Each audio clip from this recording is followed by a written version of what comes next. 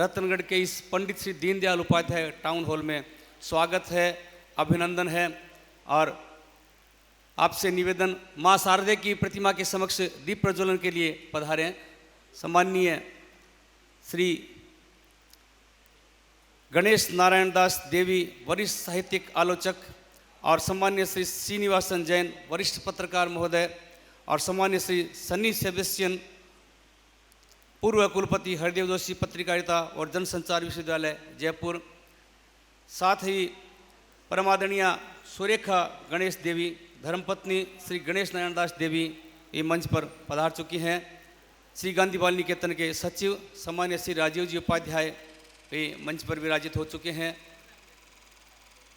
श्री गांधी बाल निकेतन रतनगढ़ की ओर से आप सभी का हृदय से स्वागत है, अभिनंदन है। और निकेतन की छात्राओं से आग्रह करूंगा आप सभी का तिलक द्वारा स्वागत करने के लिए। तिलकार्चन जिया उपाध्याय आए और तिलकार्चन के द्वारा स्वागत करें, अभिनंदन करें।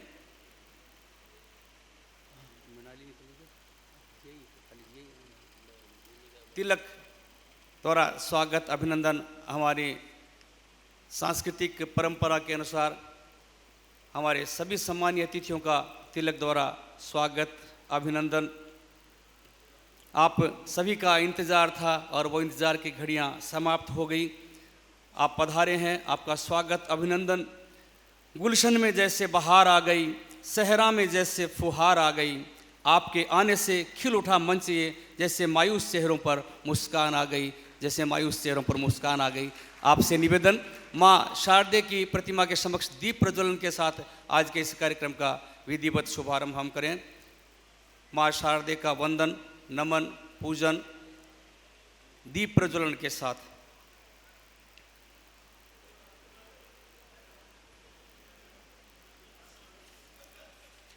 माँ सरस्वती की प्रतिमा के समक्ष दीप प्रज्वलन के साथ इस उपाध्याय सम्मान समारोह 2026 का विधिवत शुभारंभ हो रहा है। इस भाव के साथ कि फिर से मन के दीप जलाओ, फिर से मन के दीप जलाओ, विश्वासों के शब्द जगाओ, छोटे छोटे अंधियारों में खुशियों के संसार सजाओ, खुशियों के संसार सजाओ। माँ सरस्वती की वंदना, पूजन, अर्चन और दीप प्रज्वलन के साथ सभी के लिए शुभकामना, मंगल कामना, इस भाव के साथ कि आओ चलते हैं एक साथ कारवां बनकर, आओ चलते हैं एक साथ कारवां बनकर, करते हैं इस पावन आयोजन का शुभारंभ दीप जलाकर। माँ शारदे की प्रतिमा के समक्ष दीप प्रज्वलन हमारे सम्मानीय अतिथियों के द्वारा किया गया। और आज के इस कार्यक्रम के संदर्भ में मैं निवेदन करूं कि परम आदरणीय शिक्षाविद श्री चंपालाल जी उपाध्याय साहब के लिए भारत के पूर्व मुख्य न्यायाधीश सम्मान्य श्री रमेश चंद्र जी लाहौटी के जो भाव थे वो मैं अर्पित करता हूं। उन्होंने लिखा था कि उपाध्याय साहब की जीवन यात्रा सामान्य से असामान्य की ओर चली है। गांधी जी से प्रेरणा पाकर वे जिस क्षेत्र में भी गए अपना सकारात्मक और सृजनात्मक योगदान दिया। उनकी जीवन गाथा इस सत्य की परिचायक है कि छोटे स्थान पर निवास और सीमित साधन होते हुए भी व्यक्ति बड़े काम कर सकता है और समय की रेत पर अपने पद चिन्ह छोड़ सकता है। ये भाव थे भारत के पूर्व मुख्य न्यायाधीश सम्माननीय श्री रमेश चंद्र जी लाहौटी साहब के, और उन्होंने पत्र के माध्यम से उनके लिए मंगल कामना भी इस रूप में व्यक्त की कि आपका स्वास्थ्य उत्तम रहे, कर्मठता, सकारात्मक चिंतन, परोपकार, देश सेवा और जन्मभूमि के लिए यश अर्जन के भाव के साथ निरंतर जागृत रहें और तरुणाई को प्रेरित करते रहें। ऐसे भाव भारत के पूर्व मुख्य न्यायाधीश सम्मान्य श्री रमेश चंद्र जी लाहौटी के शिक्षाविद श्री चंपालाल जी उपाध्याय के प्रति रहे और निरंतर भी उनके संपर्क में रहे। उन्हीं के द्वारा जो प्रेरणा पाथे हमें प्राप्त हुआ, उस पर चलते हुए आज का एक कार्यक्रम उनके द्वारा स्थापित आदर्शों और मानदंडों के अनुरूप विशिष्ट सेवा देश को प्रदान करने वाली विशिष्ट विभूतियों का सम्मान आज के इस कार्यक्रम में। और आज के इस कार्यक्रम में दीप प्रज्वलन के साथ हमारे सभी सम्मानीय अतिथियों ने कार्यक्रम का शुभारंभ किया और अब अतिथियों का स्वागत, अभिनंदन, अतिथियों का स्वागत सूत की माला पहनाकर करेंगे। सम्मानीय श्री चंपालाल जी उपाध्याय साहब के छोटे भाई आदरणीय श्री महावीर जी उपाध्याय साहब, आदरणीय श्री महावीर जी उपाध्याय कृपया पधारें और सूत की माला पहनाकर, जो श्री गांधी बाल निकेतन की परंपरा रही है, सूत की माला के साथ गांधी बाल निकेतन के सभी अतिथियों का सम्मान किया जाता रहा है, उसी परंपरा का निर्वहन करते हुए आदरणीय श्री महावीर जी उपाध्याय साहब।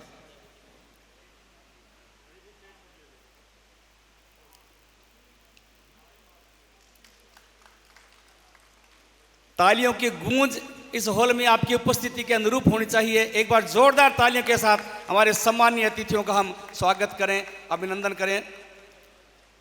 सूत की माला पहना करके स्वागत, अभिनंदन आदरणीय श्री महावीर जी उपाध्याय के द्वारा किया जा रहा है हमारे सम्मानीय अतिथिगणों का। और स्वागत अभिनंदन की गांधी बाल निकेतन की परंपरा के अनुरूप श्री राजीव जी उपाध्याय सचिव गांधी बाल निकेतन से निवेदन करूंगा, गांधी नेहरू साहित्य भेंट करके हमारे सम्मानीय अतिथियों का हम स्वागत करें। गांधी नेहरू साहित्य के साथ स्वागत, अभिनंदन।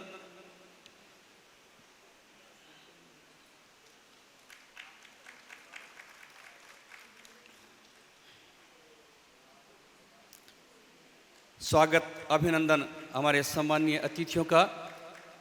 और आज का आयोजन जिस महान विभूति का पुण्य स्मरण करते हुए है, स्वनाम धन्य लब्ध प्रतिष्ठित विधिवेत्ता, समाज सेवी और शिक्षा अनुरागी, जिन्होंने हमेशा मूल्यनिष्ठ जीवन में विश्वास रखा और कभी भी धन संपदा, पद आदि प्राप्त करने की अभिलाषा नहीं रखी, हम उपाध्याय जी की सौम्य छवि, वाणीशीलता, संकल्प शक्ति और उदारमना जैसी विशिष्टताओं का पावन स्मरण करते हुए उनको नमन करते हैं, श्रद्धापूर्वक उनका नमन करते हुए आज के इस कार्यक्रम में अब वीडियो प्रेजेंटेशन के माध्यम से सम्मान्य श्री चंपालाल जी उपाध्याय साहब की जीवन यात्रा का प्रदर्शन किया जाएगा।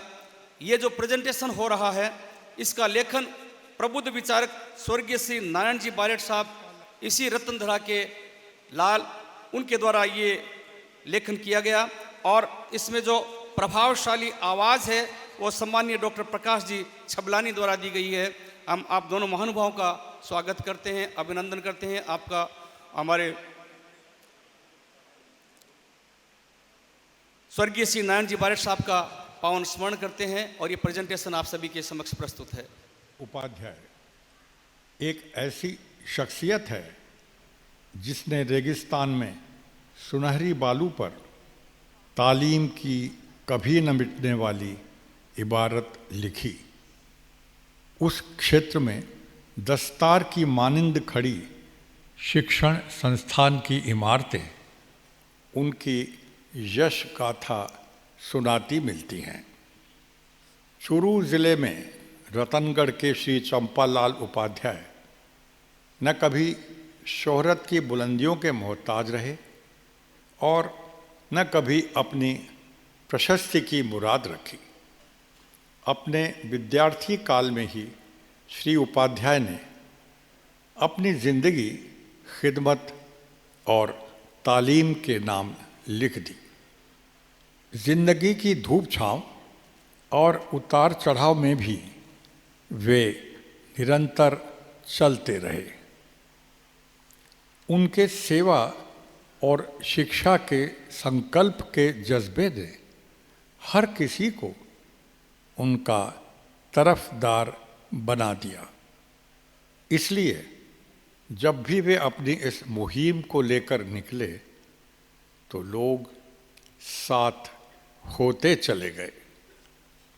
उनके पास खुद को आगे बढ़ाने के लिए अवसर भी थे और काबिलियत भी, मगर उनका मकसद बड़ा था और मंजिल भी। वे तालीम की तरक्की और सेवा की डगर पर अकेले ही निकले, मगर देखते देखते लोग जुड़ते गए और कारवां बनता गया। चंपालाल उपाध्याय जी ने शायद ही कभी स्वयं के लिए कुछ मांगा हो, लेकिन हर वक्त वे अंधेरे में डूबी इंसानियत के लिए विकास और शैक्षणिक प्रगति की शमा जलाते रहे। उनका प्रेरणास्पद जीवन मानवता की ऐसी किताब है जिसके हर पृष्ठ पर अच्छाई के अल्फाज दर्ज हैं। उनके व्यक्तित्व पर उन अजीम हस्तियों के सानिध्य का प्रभाव है जिन पर भारत नाज करता है। इनमें विनोबा भावे, जयप्रकाश नारायण और भारत के पहले राष्ट्रपति डॉक्टर राजेंद्र प्रसाद का नाम शामिल है। रतनगढ़ में 2 कॉलेज, ITI और श्री गांधी बाल निकेतन की स्थापना उनके योगदान को रेखांकित करती है। इसके साथ ही 2 दर्जन और भी संस्थाएं हैं जो उनकी संगे बुनियाद और प्रगति में उनकी भूमिका को सदैव याद दिलाती हैं। अगर किसी इंसान में समाज की प्रगति के प्रति संकल्प और सेवा का जज्बा हो तो लोग मदद के लिए तुरंत तैयार हो जाते हैं। यह उनके सेवाभावी व्यक्तित्व का ही प्रभाव था कि अनेक धनी मानी लोगों ने उनके इस सेवा संकल्प में अपना हाथ बढ़ाया और मानवता को लाभान्वित किया। श्री उपाध्याय जी के जीवन सफर में मंच थे, मौके थे, संपर्क और मुलाकातें भी थीं। रसूखात ऐसे थे कि कोई ओहदा और ऊंचा दिखाने के लिए कोई मसनद भी मिल सकती थी, मगर जब कोई अपना जीवन मानवता को समर्पित कर दे तो पद, ओहदे और तमगे बहुत ही छोटे हो जाते हैं। उस दौर में स्वर्गीय मोहनलाल सुखाड़िया मुख्यमंत्री थे। उन्हें राजस्थान में सबसे प्रभावी और प्रखर मुख्यमंत्री के रूप में याद किया जाता है। लेकिन निकटता होते हुए भी उपाध्याय जी ने अपने संपर्कों को इलाके में तालीम की तरक्की और जनता के लिए स्वास्थ्य जैसी बुनियादी सुविधाओं को लाने में इसका इस्तेमाल किया। इसके बावजूद खुद को हमेशा हाशिए पर रखा और जब यश का मौका आया तो दूसरों को ही आगे करते रहे। शायर कहते हैं, कितना आसान है तस्वीर बनाना औरों की, कितना आसान है तस्वीर बनाना औरों की, खुद को पसे आईना रखना कितना मुश्किल है। उपाध्याय जी ने खुद को हमेशा यश कीर्ति के आईने के पीछे ही रखा। उस विकट मरुस्थल में मेहरासर गांव में 24 जनवरी 1929 में जन्मे श्री उपाध्याय जी ने जब जीवन की यात्रा शुरू की तो हालात आज जैसे खुशगवार नहीं थे। वो भारत की पराधीनता का दौर था। सेनानी भारत की आज़ादी के नारे बुलंद कर रहे थे। श्री उपाध्याय जी ने उस मुश्किल दौर में पढ़ाई की और आगे बढ़े। उनका नाम कुशाग्र विद्यार्थियों में शुमार किया जाता था। ये वो दौर था जब दाखिला आसान नहीं था। इसके कारण राजनीतिक थे। उपाध्याय जी को भी प्रवेश में कई कठिनाइयों से गुजरना पड़ा, लेकिन बीकानेर में एक छात्र के रूप में शिक्षकों का आशीर्वाद मिला और सहपाठी विद्यार्थियों से सम्मान। उनमें नेतृत्व क्षमता शुरू से ही थी। यह बात बीकानेर छात्र संघ की स्थापना में उनकी भूमिका और फिर उसे गतिशील बनाए रखने में उनकी सक्रियता से ही जाहिर हो जाती है। वे स्वाधीनता संग्राम में भी सक्रिय रहे और सभा जलसों में वतन की आज़ादी के लिए जोशीली तकरीरें करते रहे। छात्र राजनीति का वह कुछ और ही दौर था। उसूल और मापदंड भी ऊंचे थे। उपाध्याय जी एक प्रभावी छात्र नेता के रूप में उभरे और जल्द ही समाज और सियासत में अपना मुकाम बना लिया। वे पढ़ाई में भी प्रवीण तो थे ही, साथ साथ नेतृत्व क्षमता में भी कुशल थे। इसीलिए ही उनके शिक्षक उनको पसंद करते थे। उस वक्त बीकानेर में 15 अगस्त 1948 को सरकारी इमारतों पर भारत का कौमी परचम तिरंगा फहराने के लिए सरकार की इजाज़त लेनी पड़ती थी, मगर उनके नेतृत्व में विद्यार्थियों ने डूंगर कॉलेज के भवन पर तिरंगा फहरा दिया। वे कॉलेज के छात्र संघ के अध्यक्ष चुने गए और अपने नेतृत्व से अनेक उल्लेखनीय काम किए।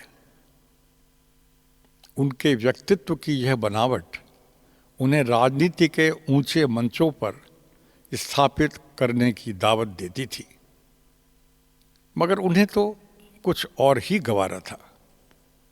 कानून की पढ़ाई की और कुछ वक्त वकालत भी की, मगर अंततः उन्हें लगा कि उस मानवता को प्रवक्ता की ज़रूरत है जिसके ज़बान नहीं है, समाज के उस हिस्से का पैरोकार बना जाए जो अपनी बात नहीं कह सकता। इसलिए उपाध्याय जी ने उस पिछड़े इलाके में शिक्षा का अलख जगाया और एक ऐसे समाज की रचना में अपना जीवन लगा दिया जो पढ़ लिख कर आगे बढ़ सके। एक चीनी कहावत है, अगर आप एक वर्ष के लिहाज से सोच रहे हों तो एक पौधा लगाओ, मगर 10 साल की समयावधि में सोच रहे हों तो एक दरख्त लगाओ, और अगर आप एक 100 साल की मियाद में सोच रहे हों तो लोगों को शिक्षित करो। कदाचित यही वो विचार था कि उपाध्याय जी ने अपना जीवन तालीम के नाम लिख दिया। यह उनका ही जीवन प्रयास है कि इस मरुस्थली भूभाग में बच्चों के हाथों में कलम किताब है और यही भारत को मजबूत बनाता है।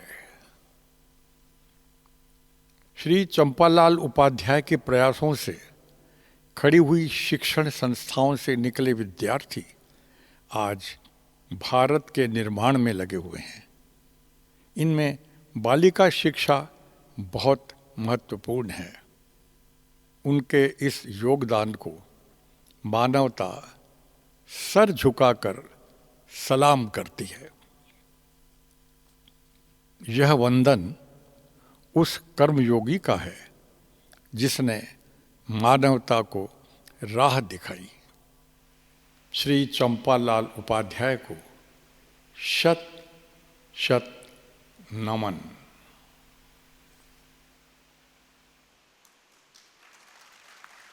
शिक्षाविद श्री चंपालाल जी उपाध्याय की जीवन यात्रा को शब्दों में बांधना हालांकि असंभव सा कार्य है, परंतु हमारे पूर्व सूचना आयुक्त और बीबीसी संवाददाता स्वर्गीय नारायण जी बारेठ द्वारा गागर में सागर भरने का ये प्रयास किया गया और उस प्रयास को डॉक्टर प्रकाश जी छबलानी की ओजपूर्ण और प्रभावशाली वाणी में हमने सुना।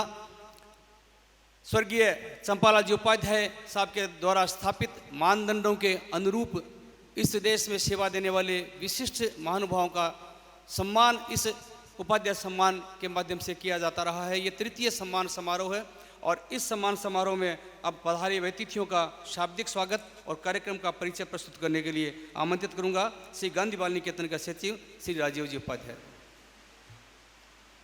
उपाध्याय सम्मान के तीसरे संस्करण उपाध्याय सम्मान 2026 में मंचासीन आदरणीय गणेश नारायण देवी जी, श्रीमती सुरेखा देवी जी, श्री श्रीनिवासन जैन जी, सनी सेबेस्टियन जी, हमारे पूर्व विधायक और विशेष रूप से कार्यक्रम में पधारे अभिनेश महर्षि जी, डॉक्टर प्रकाश छबलानी जी, मेरे परिवार के सभी सदस्यगण और नारायण जी के अभिन्न मित्र एवं इस आयोजन में मेरे विशेष सहयोगी श्री राजेश असनानी जी, जयपुर से हमारे आग्रह पर विशेष रूप से पधारे अनिल माथुर जी, अवधेश पारिक जी, निर्मल पारिक जी और उनके साथ पधारे हुए दोस्त, और हमारे छोटे से निमंत्रण पर हर साल की भांति इस बार भी आप आशीर्वाद देने इस सभागार में पधारे। मैं आप सभी का बहुत बहुत स्वागत और अभिनंदन करता हूँ। उपाध्याय सम्मान समारोह की स्थापना 2024 में की गई थी, क्योंकि मैंने शुरू से देखा कि पिताजी शिक्षा के उत्थान और बालिका शिक्षा और सशक्तिकरण के लिए काम नियमित रूप से करते रहे जीवन पर्यंत। भामाशाहों के साथ जो क्रेडिबिलिटी और जो विश्वसनीयता उन्होंने बनाई थी, उसी का उदाहरण था कि जिले की पहली कन्या महाविद्यालय की स्थापना 1996 में रतनगढ़ में हुई थी,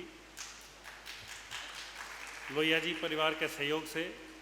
और जो लोग 60 वर्ष से अधिक आयु के रतनगढ़ में बैठे हैं इस सभागार में, उन्हें याद है कि कॉलेज नहीं तो वोट नहीं का एक आंदोलन चला करता था रतनगढ़ में कॉलेज के लिए, और बहुत लंबे संघर्ष के बाद 1991 में जालान परिवार के सहयोग से कॉलेज शुरू हुई थी।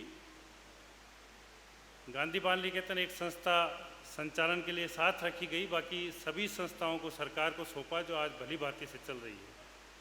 1962 में जब शिक्षा का बहुत ज़्यादा विस्तार नहीं था और ITI के बारे में लोग जानते नहीं थे, तब उन्होंने रतनगढ़ में ITI की स्थापना करवाई थी, जो ऐसी एक संस्था है जिसमें से जो भी पढ़ के निकला एक भी विद्यार्थी बेरोजगार नहीं। अब तो फिर भी लोकल स्टूडेंट्स को उसमें एडमिशन मिलने लगे, मेरिट पे एडमिशन होते थे। पंजाब और हरियाणा के बहुत बच्चे पढ़ने आते थे। तो ऐसी सोच के साथ उन्होंने काम शुरू किया था। उसी काम को निरंतर आगे बढ़ाने के रूप में हम लोग ये काम कर रहे हैं।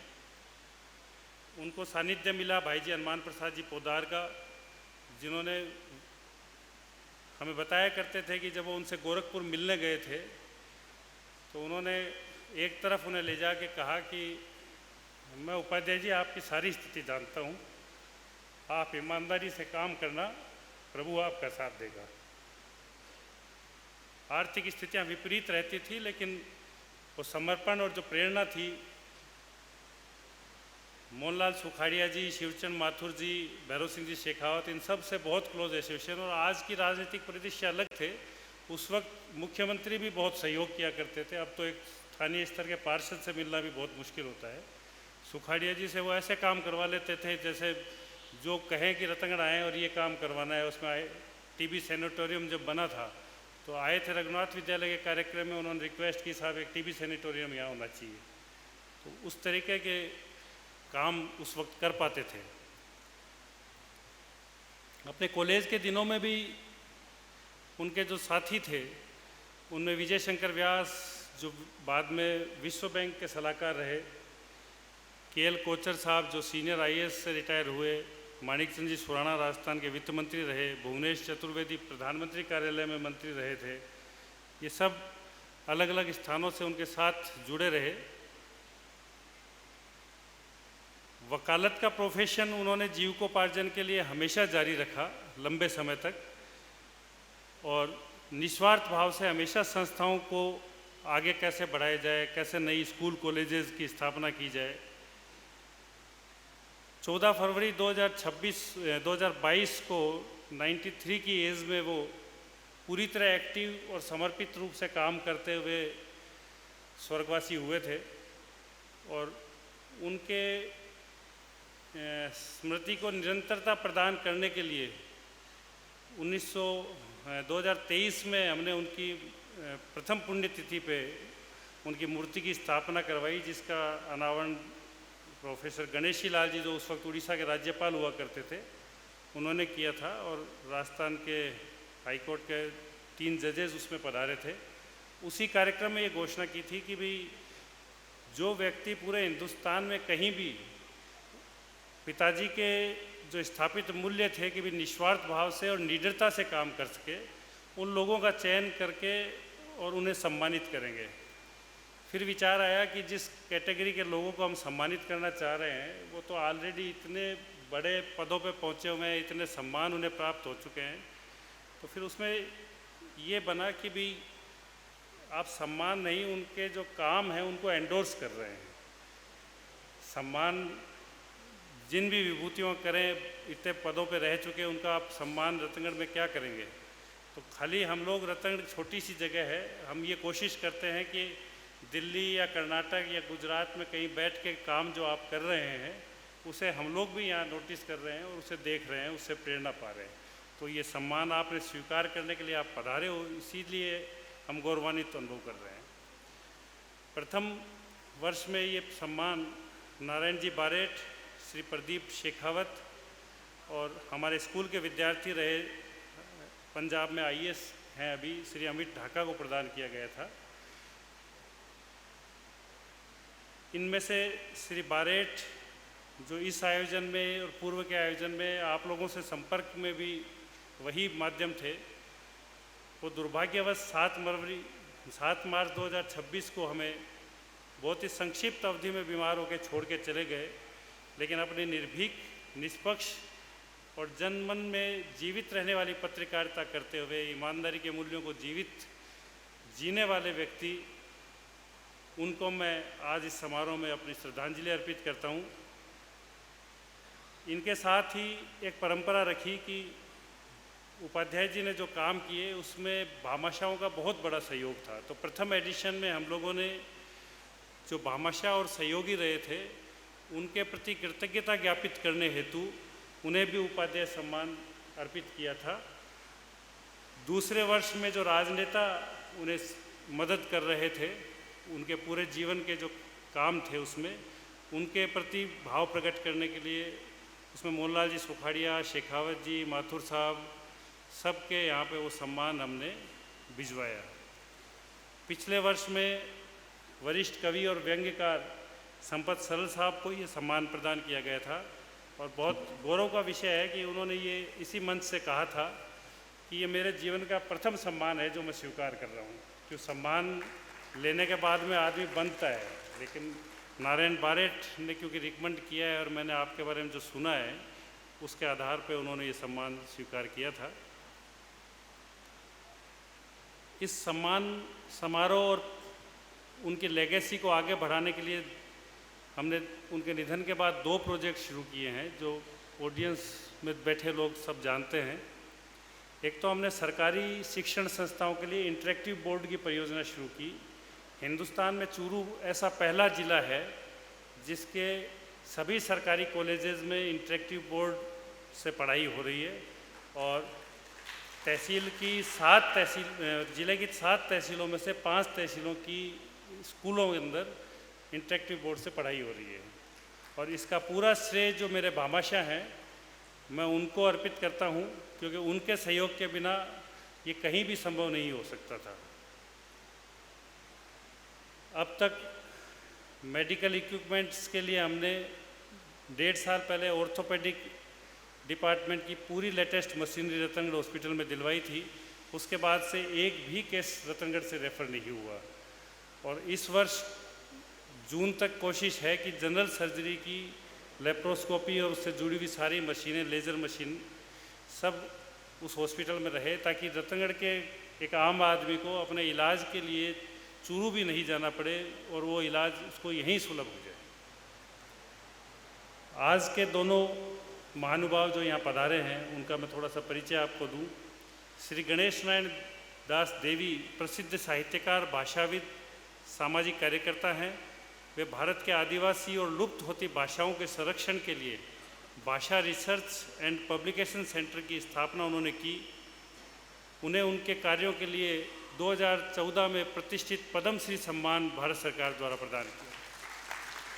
मैंने इसीलिए कहा कि जो पद्मश्री प्राप्त कर चुके हैं उसे क्या सम्मान दें, तो हम सिर्फ आपके कामों को सर एंडोर्स कर रहे हैं। सम्मानित तो आप ऑलरेडी हैं और हम आपसे प्रेरणा पाते हैं। आपके साथ मैडम भी पधारी हैं हमारे विशेष अनुरोध पे, आपका भी बहुत स्वागत। इनके साथ ही श्री श्रीनिवासन जैन, ये अपनी तथ्य आधारित पत्रकारिता के लिए जाने जाते हैं। लंबे समय तक इन्होंने एनडीटीवी के वरिष्ठ पत्रकार के रूप में काम किया, अपनी विशिष्ट पहचान बनाई। पिछले 3 दशकों से पत्रकारिता के क्षेत्र के विभिन्न संस्थाओं से जुड़कर ये काम कर रहे हैं। और इनकी सबसे बड़ी विशेष बात, क्योंकि मैं लगातार इनके इंटरव्यूज़ और वो सब देखता हूँ, तो जहाँ दूसरे पत्रकारों के प्रश्न ख़त्म हो जाते हैं और जो इंटरव्यूअर है वो नेक्स्ट क्वेश्चन पे चला जाता है, वहाँ श्री श्रीनिवासन जैन के इंटरव्यू शुरू होता है। अभी मैंने अपना एक्स CGI साहब का इंटरव्यू देखा था, तो जिस क्वेश्चन को हर एक इंटरव्यू में उन्होंने स्किप किया, वो ये बात कहला देते थे। बांग्लादेश में अभी ये जाके आए हैं, तो वो जो वहाँ के नेता नहीं बोलना चाह रहे थे, वो जो कहला लें, उनका नाम है श्रीनिवासन जैन। आप दोनों महानुभाव का बहुत आभार। आपने इस सम्मान स्वीकार करने की सहमति प्रदान की और अपने व्यस्ततम समय में से यहाँ निकाल के पधारे। GN देवी साहब इतनी दूर रहते हैं कि कल ये अपनी जगह धारवाड़ से चलकर अहमदाबाद आए, नाइट स्टे अहमदाबाद किया, फिर जयपुर आए, आज यहाँ रुकेंगे, कल जयपुर रुक के वहाँ से हैदराबाद जाएंगे, फिर हुबली जाएंगे। हुबली से 300 किलोमीटर दूर इनका गांव। तो मैं पूरे नगर की तरफ से आपकी कृतज्ञता ज्ञापित करता हूँ कि इतनी लंबी यात्रा आपने की। और इस सभागार में उपस्थित सभी महानुभावों के प्रति कृतज्ञता ज्ञापित करते हुए मैं आपको झुककर प्रणाम करता हूँ। और श्री नारायण बारेट के शब्दों में अगर मैं कहूँ तो मैं आपके सम्मान में झुक रहा हूँ, तो केवल मेरा शरीर नहीं, अपनी मेरी रूह और अपनी समस्त भावनाओं के साथ मैं आपके अभिनंदन के लिए झुक रहा हूँ। धन्यवाद। बहुत बहुत धन्यवाद। सम्मान्य श्री राजीव जी उपाध्याय, शिक्षाविद श्री चंपालाल जी उपाध्याय साहब ने जिस राह का निर्माण किया, जो पथ हमें दिखाया, जिस पथ को प्रशस्त किया, उसी पथ पर चलते हुए शिक्षा और चिकित्सा के क्षेत्र में अभूतपूर्व अविस्मरणीय कार्य श्री गांधी बाल निकेतन के द्वारा निरंतर किए जा रहे हैं। और उसी क्रम में आज का ये विशेष कार्यक्रम, राजीव जी ने विशेष परिचय हमारे आज सम्मानित होने वाली विशिष्ट विभूतियों का प्रदान किया।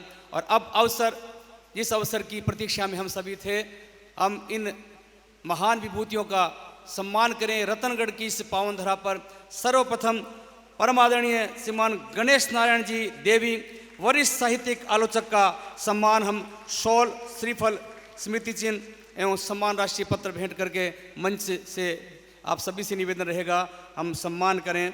सम्मान्य श्री गणेश नारायण जी देवी साहब का आपके संदर्भ में मैं निवेदन करूं कि भाषा अनुसंधान, साथ ही निवेदन रहेगा सम्मान्य श्रीमती सुरेखा गणेश देवी, आप भी आगे पधारें। और मीनाक्षी जी उपाध्याय कृपया पधारें, चुंदरी उठा करके उनका भी सम्मान करना है।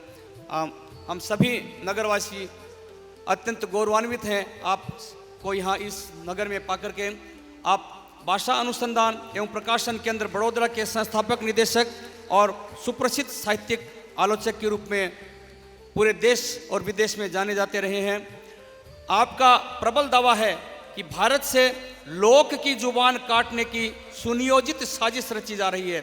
इसी साजिश के विरुद्ध आपके द्वारा भाषा नामक गैर राजनीतिक ट्रस्ट का संचालन किया जा रहा है, जो गुजरात के जनजातीय क्षेत्र में विशेष रूप से सक्रिय है। मैं चाहूँगा हम सभी एक बार बहुत जोरदार तालियों के साथ आपका स्वागत करें, अभिनंदन करें। साहित्य एवं शिक्षा के क्षेत्र में उत्कृष्ट योगदान के लिए भारत सरकार द्वारा सन 2014 में आपको पद्मश्री सम्मान से विभूषित किया गया।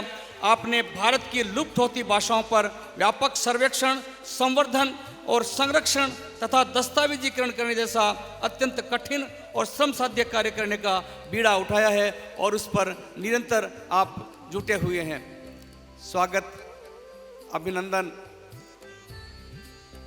आज हमारे इस मंच पर स्वागत अभिनंदन इन विशिष्ट विभूतियों का हो रहा है। वरिष्ठ पत्रकार श्री श्रीनिवासन जैन साहब का स्वागत अभिनंदन, जिन्होंने 2006 में इंडियन टेलीविजन एकेडमी द्वारा बेस्ट एंकर पुरस्कार प्राप्त किया। 2014 में रामनाथ गोयनका अवार्ड्स के अंतर्गत जर्नलिस्ट ऑफ द ईयर, 2015 में रेड इंक अवार्ड, 2016 में anchor of the year award आपने प्राप्त किया। बीजिंग में world media summit awards, New York festival में world silver medal, Hero Honda Indian television award और GQ man of the year 2009 में आपने प्राप्त किया। पुरस्कार विजेता, प्रसारण पत्रकार, स्तंभकार व लेखक।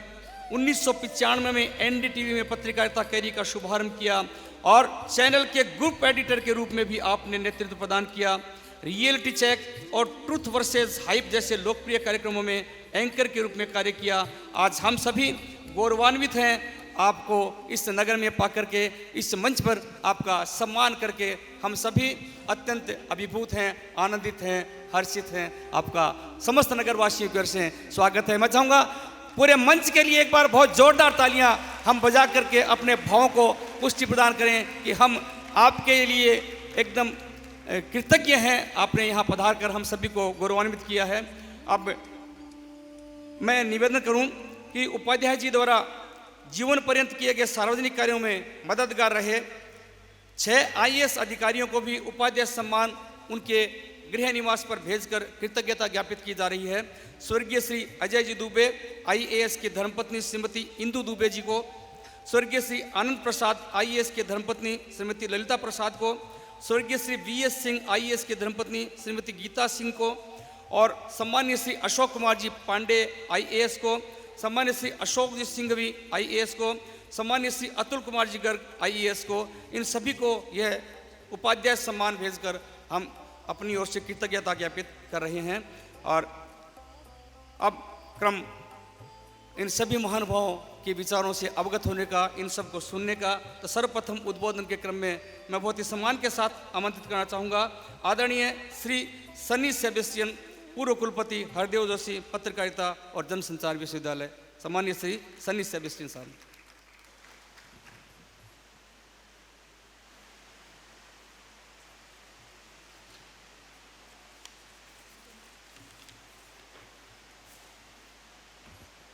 सम्मानीय मंच, अवार्डीज गणेश नारायण देवी जी, सुरेखा जी, श्रीनिवासन जैन साहब और राजीव जी और doctor Chajlani ji, pioneer in Rajasthan kidney transplant, doctor Chajlani from Jaipur,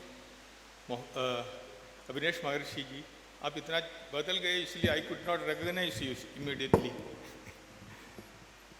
काफ़ी गैप के बाद देख रहे हम। और हम जयपुर से आए नारायण बारेड जी के मित्रगण जो है अनिल माथुर जी, विजय गोयल जी और हमारा जो I am missing your name, Rajesh ji, Rajesh Asnani ji, उन्होंने ही लाया हमको और प्रबुद्ध जन और स्टूडेंट्स और फैकल्टी मेंबर्स, ये आज खुशी का दिन होना चाहिए था, लेकिन इतना खुशी इसीलिए नहीं है रतनगढ़ आके क्योंकि हमारा मित्र और ये जो एक्टिविटीज़ का जो अवार्ड फंक्शन का जो बैकबोन रहा, एडवाइज़र और ब्रेन रादर, वो नारायण बारेज जी फॉर्मर बीबीसी करस्पॉन्डेंट का निधन हुआ था मार्च 6 को, और रतनगढ़ का ही था वो ओरिजिनली, इसलिए ये ओकेशन वो भी है remembering Narayan ji contribution to journalism also. और वो वेल नोन जर्नलिस्ट तो दाई वॉइस मान कह सकता है, सेज काइंड ऑफ पर्सन, इतना विट्टी था जैसे Govind Acharya, former speaker late PN Sangma, Swami Agnivesh ji और लालू प्रसाद यादव, शरद यादव, वो लोग ढूंढते थे जब जयपुर आते थे, वो कहाँ है BBC वाला, क्योंकि उनका जोक्स इतना फेमस था। और जयपुर जब आते वो लोग थोड़ा कलेक्ट करके जाता है नारायण जी वाला, नारायण बारेट जोक्स इस तरह का, maybe someday we will now collate them together, maybe it can form a book. ये है नारायण बारेट जी। और श्री गांधी बाल निकेतन बहुत बढ़िया काम कर रहा है, no doubt, based on Gandhian principles. और जो स्लोगन है द फ्यूचर बिगिंस हियर, तो काफ़ी बोल्ड स्लोगन है for any institution, the future begins here. और आप लोग, हम लोग तो मेरा फर्स्ट विजिट है स्कूल प्रेमिसेस में, और काफ़ी इम्प्रेसिव है। और one is convince, yes the future for many generations can now begin here, इस तरह का है। बहुत बहुत बधाई। And we are remembering Chambalal ji Upadhyay, freedom fighter, and one of the no frontline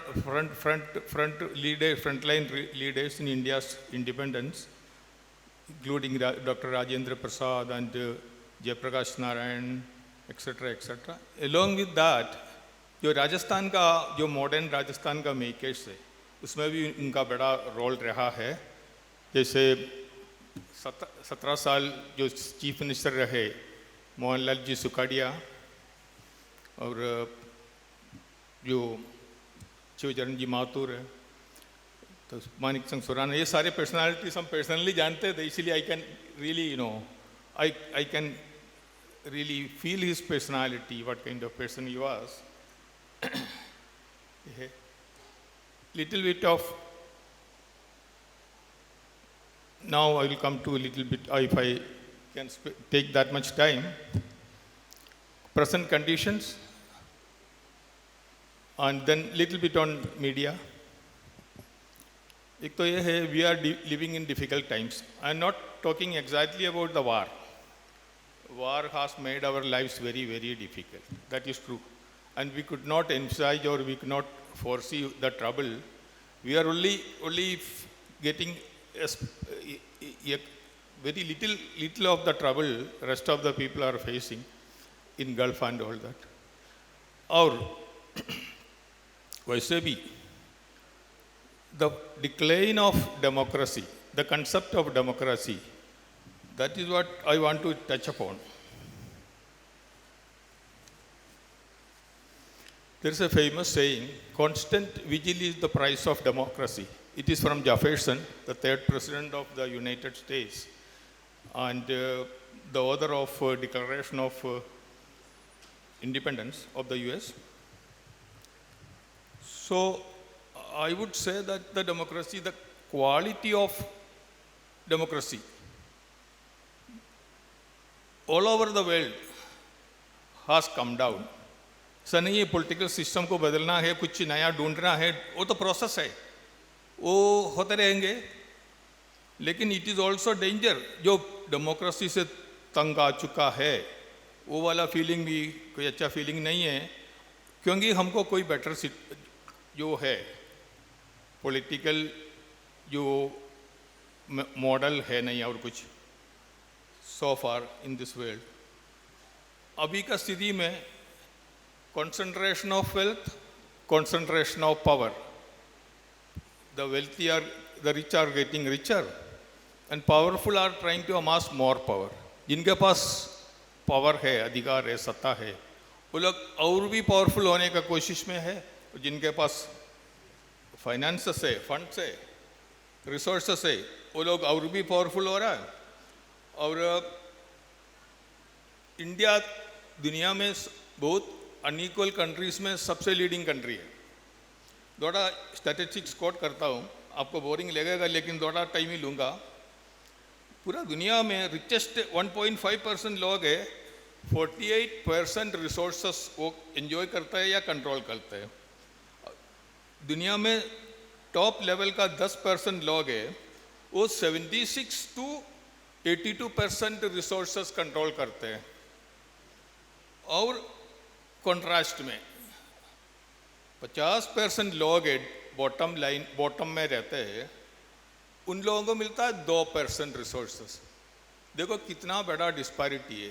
दुनिया का 50% जी रहे 2% में, बाकी जो है धनिक लोग, धनिक मीन सुपर रिच लोगों के जो हाथ में है, इसको कहते हैं बिलियनर राज। बिलियनर राज है, बिलियनर राज। इंडिया में 1% लोग है, रिच पीपल, नाम नहीं लूँगा, 1% लोग है, वो 40% वेल्थ कंट्रोल करता है, 40% इंडिया का। और इंडिया का 10 सबसे धनिक जो व्यक्ति है, वो लोग 65% रिसोर्सेस कंट्रोल करते हैं। और पहले कहा था ग्लोबल लेवल पे, और इंडिया में जो है 50% बॉटम वाला लोग है, उनके पास है 3% to 6%, 3 to 6% उनके पास है। ये है सीधी। इंटरेस्टिंग बात यह है, जब ब्रिटिश यहाँ राज कर रहा था ब्रिटिश, उस टाइम कम लोगों के पास जितना धन था, उससे भी ज़्यादा कम लोगों के पास उससे भी ज़्यादा धन है अभी। यह है इंडिया भी। अच्छा, दूसरा एक एरिया है, ठीक है, पावर और वेल्थ, रिसोर्सेस। और एक एरिया है एआई, नया डेंजर है ये, आर्टिफिशियल इंटेलिजेंस। सारे कंप्यूटर एरिया मान लो। अभी हुआ था दिल्ली में एआई इम्पैक्ट समिट, उसमें एक प्रोफेसर आया, कनाडा से था शायद, योशुआ बेंजियो। वो खुद एआई का पायनियर है। उन्होंने कहा ये बहुत डेंजरस सिचुएशन इसलिए आ रहा है, जो है फ्रंटियर मॉडल से, आउटस्टैंडिंग एआई मॉडल से, नए इन्वेंशन से, वो सारी टेक्नोलॉजी कुछ लोग जो चाइना और यूएस में रह रहे उनके पास है। अल्टीमेटली ये सिचुएशन आगे बढ़ के कई कंट्रीज़ का जो सॉवरनिटी का भी इश्यू बन जाएगा। इस तरह का डेंजरस स्थिति में है। ये तो इतना है। बाकी मैं मीडिया के बारे में बोलूँगा। श्रीनिवासन जी थोड़ा सा, हमारा वो जो हम ऑफिशियल पत्रकार है, मान लो जयपुर में, हमारा सोचने का जो थोड़ा सा अलग है। दिल्ली में थिंकिंग लेवल्स अलग हो सकता है। ये डिक्लाइन जो चल रहा था, अभी चल रहा है, फर्दर डिक्लाइन मीडिया का, थोड़ा सा ग्लोबल डिक्लाइन तो है ही, उसके अलावा इंडिया में भी डिक्लाइन है। ये स्टीपर डिक्लाइन कहाँ है, फास्टर डिक्लाइन कहाँ है, ये कह नहीं सकता। ये अग्रेवेट हुआ कोविड-19 पीरियड में।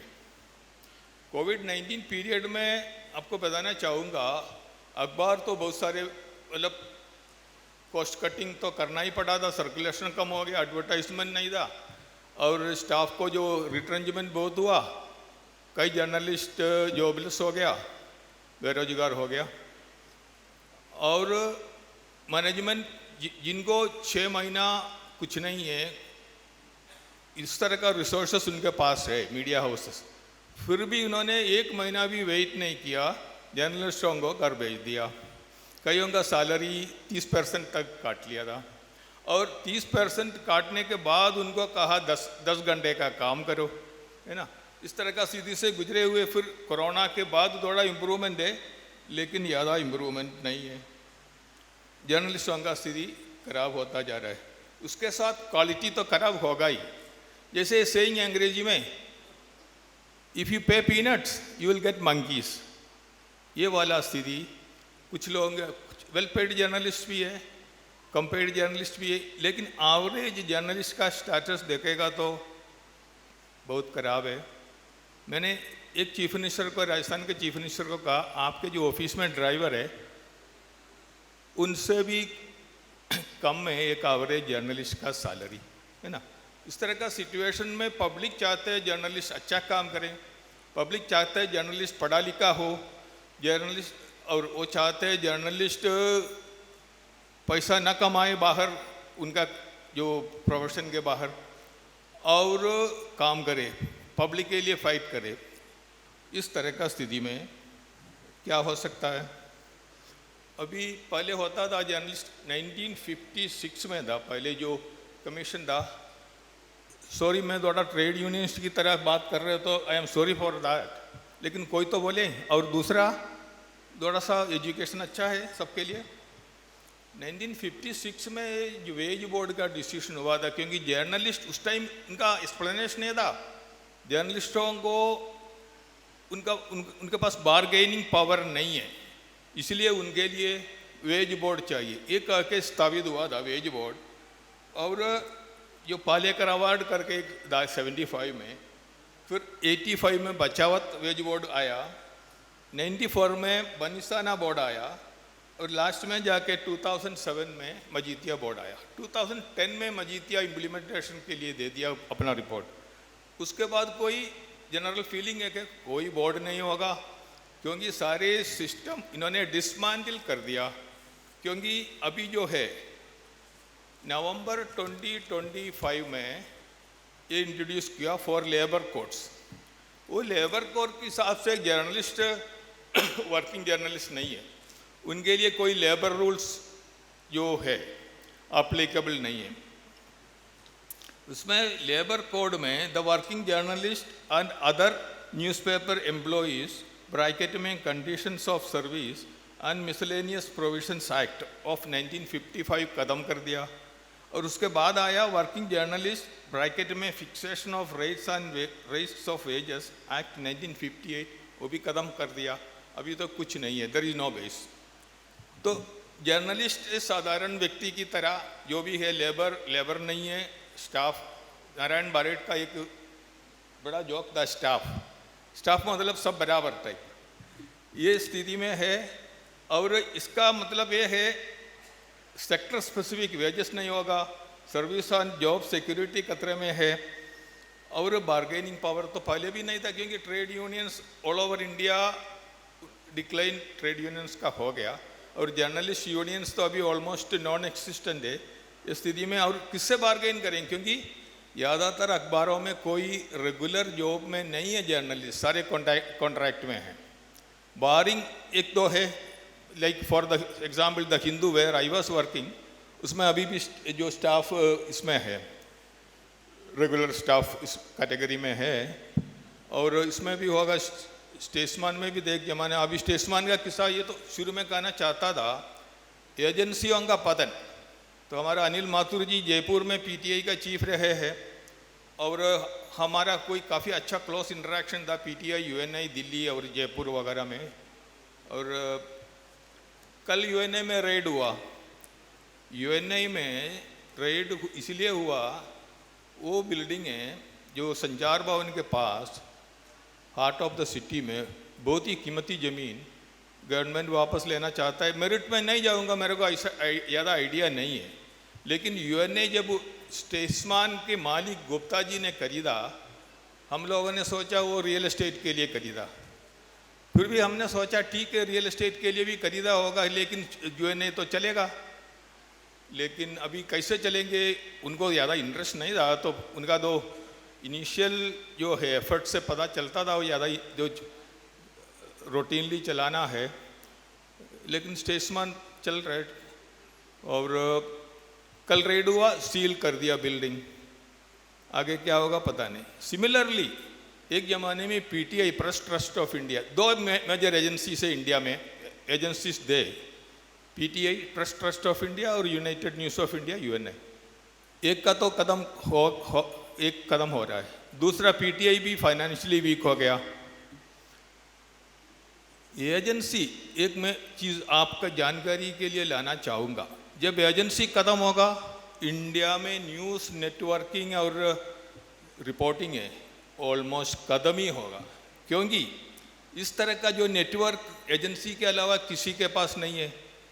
अखबार तो वैसे भी कम लोग पढ़ते हैं आजकल, वो भी इसमें आपको एक सिग्नल देना चाहूँगा, जब अखबार पढ़ना कम होगा, ख़त्म होगा अखबार, रीडिंग हैबिट्स, अभी बच्चे कम पढ़ते हैं अखबार, ये भी डेमोक्रेसी के लिए बड़ा खतरा है।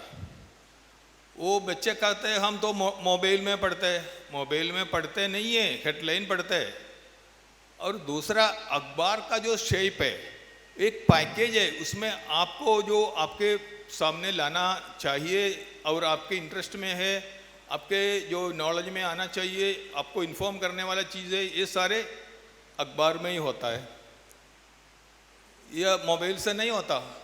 जैसे किताब पढ़ने वाला किंडल से किताब पढ़ के सेटिस्फाई नहीं होता, ये तो सेटिस्फैक्शन की बात नहीं है सिर्फ, ये तो जानकारी की बात है। इतना कॉम्प्रिहेंसिवली प्रिपेयर करके आपके सामने अखबार के अलावा कोई नहीं रखेगा। अखबार पढ़ने का जो है टेंडेंसी तो हमको प्रमोट करना चाहिए, क्योंकि भविष्य के लिए, डेमोक्रेसी की भविष्य के लिए ये इम्पोर्टेंट है। ये कह के मैं ख़त्म करना चाहूँगा। Thank you. हेलो, धन्यवाद।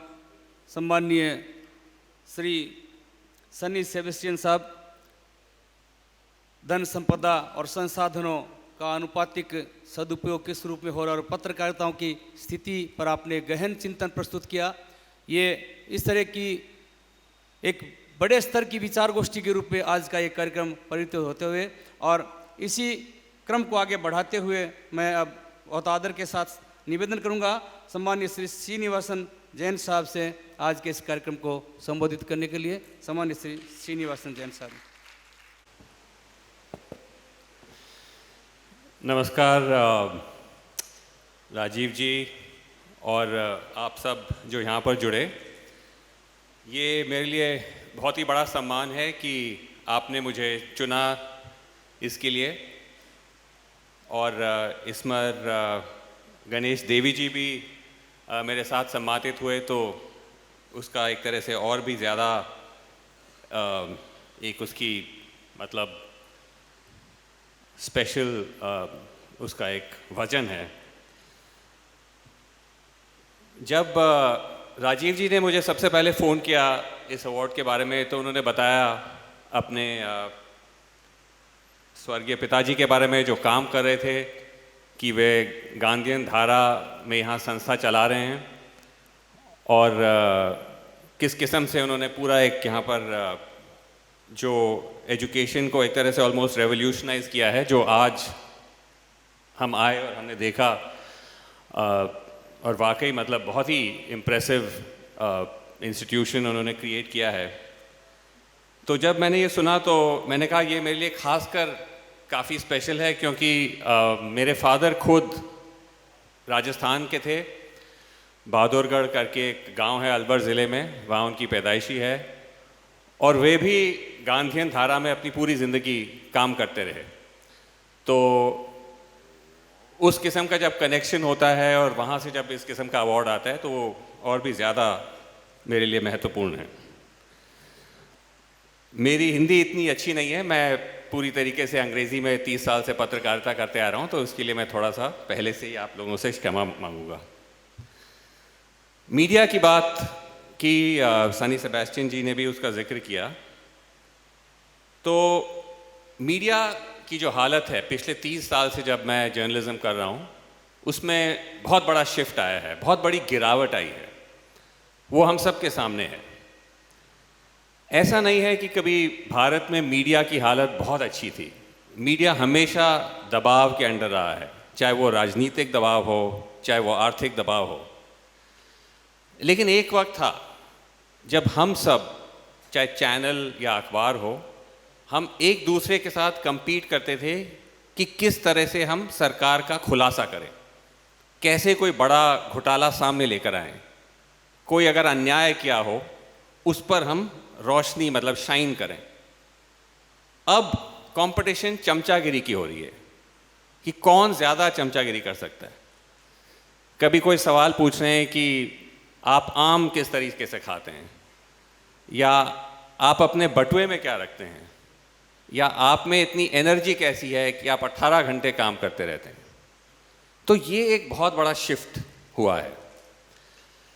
लेकिन मेरा मकसद यहाँ नहीं है कि हम मीडिया का एक तरह से शोक सभा रखें, क्योंकि उससे कोई फ़ायदा नहीं है।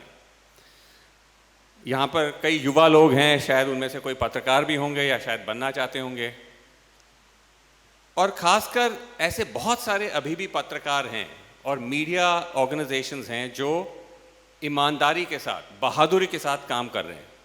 और अगर हम पूरी तरीके से मीडिया को इस तरीके से देखें कि सब खत्म हो गया है, तो वो उनका जो काम है, उनकी जो साहस है, मेहनत है, वो उसको पूरी तरह से नकार देगा। जैसे कल ही मैं एक दिल्ली में अवार्ड सेरेमनी में गया, मीडिया जर्नलिज्म अवार्ड का सेरेमनी था।